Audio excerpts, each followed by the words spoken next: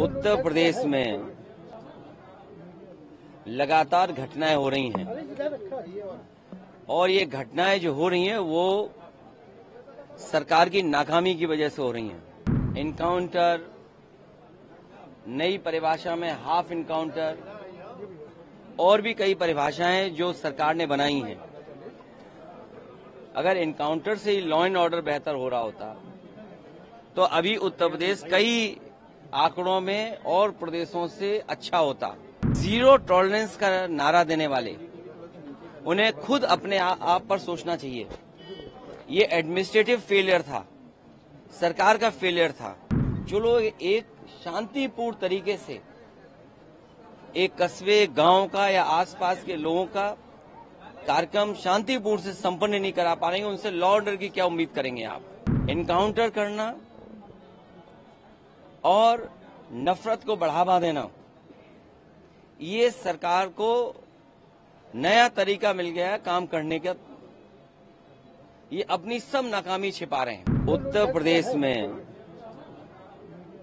लगातार घटनाएं हो रही हैं और ये घटनाएं जो हो रही हैं वो सरकार की नाकामी की वजह से हो रही हैं। सरकार अपनी नाकामी छिपाने के लिए इनकाउंटर कर रही है। इनकाउंटर, नई परिभाषा में हाफ इनकाउंटर और भी कई परिभाषाएं जो सरकार ने बनाई हैं। अगर इनकाउंटर से ही लॉ एंड ऑर्डर बेहतर हो रहा होता तो अभी उत्तर प्रदेश कई आंकड़ों में और प्रदेशों से अच्छा होता। जीरो टॉलरेंस का नारा देने वाले उन्हें खुद अपने आप पर सोचना चाहिए। ये एडमिनिस्ट्रेटिव फेलियर था, सरकार का फेलियर था कि जब वहां पर तय था, पुलिस की जानकारी में था, तो आखिरकार आपने शांतिपूर्ण ढंग से क्यों नहीं प्रोसेशन को ले जाने दिया या उस कार्यक्रम को संपन्न क्यों नहीं करा पाए? जो लोग एक शांतिपूर्ण तरीके से एक कस्बे, गांव का या आसपास के लोगों का कार्यक्रम शांतिपूर्ण से संपन्न नहीं करा पा रहे हैं, उनसे लॉ ऑर्डर की क्या उम्मीद करेंगे आप? और फिर ये इनकाउंटर, हाफ इनकाउंटर, ये डराने के लिए हैं। आप मुझसे ना नाम बताते ना कुछ बताते, तब भी मैं कह सकता था कि इनकाउंटर किसका किया है इन्होंने। इनकाउंटर करना और नफरत को बढ़ावा देना, ये सरकार को नया तरीका मिल गया है काम करने का। ये अपनी सब नाकामी छिपा रहे हैं। याद कीजिए, उससे पहले दुनिया में कहीं ऐसा होता हो कि जब पहले इनकाउंटर पे सवाल उठाओ मंगेश पर, तो सरकार कहती है क्योंकि हमें बैलेंस करना है तो उसमें क्षत्रिय को भी मार दिया। तो ये कहां का लॉ एंड ऑर्डर है? कहां की ये व्यवस्था है जहां पर आप बैलेंस करने के लिए किसी की जान ले रहे हैं? और सरकार अपनी नाकामी छिपाने के लिए खासकर इस तरह के इनकाउंटर कर रही है।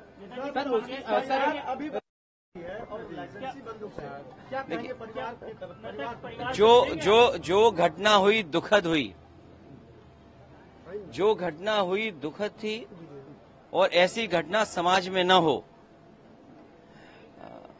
जो वहां पर फेलियर था, हमारे साथी ये पूछ रहे हैं कि आप क्या करते या क्या परिवार से मिलेंगे। जो दुखी परिवार होगा उसको न्याय दिलाने के लिए हम लोग काम करेंगे। लेकिन सवाल ये वही खड़ा हो जाता है कि सरकार की नजर में भेदभाव नहीं होना चाहिए। सरकार, जो अंग्रेजों ने कभी नारा दिया था डिवाइड एंड रूल, सरकार उसी पे काम कर रही है, डिवाइड एंड रूल।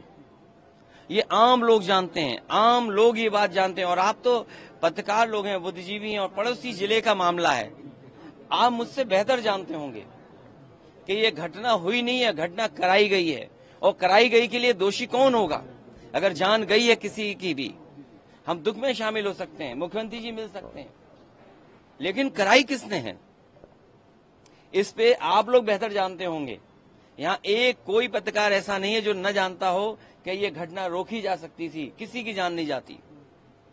अगर जान गई है, हम दुख बांटने से ज्यादा, जो आज सरकार भी दुख बांट रही है, सरकार को इस बात पे दुख करना चाहिए था कि घटना क्यों हो गई, होनी नहीं चाहिए थी। सर, सरफराज की बहन का कहना ये है कि कल पुलिस ने गिरफ्तार किया था और आज एनकाउंटर दिखाया, कल गिरफ्तार ये उत्तर प्रदेश की पुलिस को बिगाड़ दिया है।